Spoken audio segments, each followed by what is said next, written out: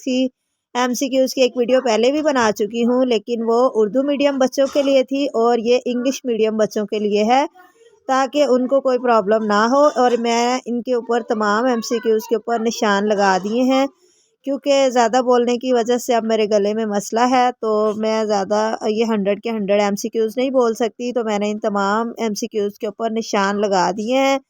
आप ये सारे एमसीक्यूज़ यहाँ से तैयार कर लें।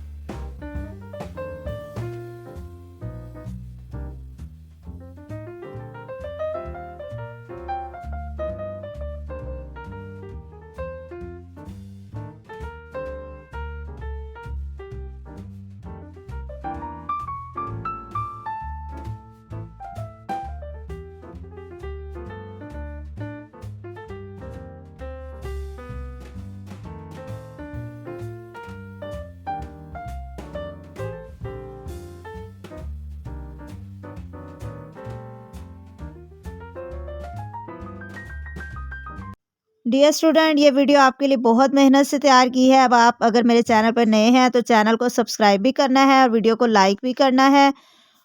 नेक्स्ट वीडियो में, तब तक के लिए अल्लाह हाफ़िज़।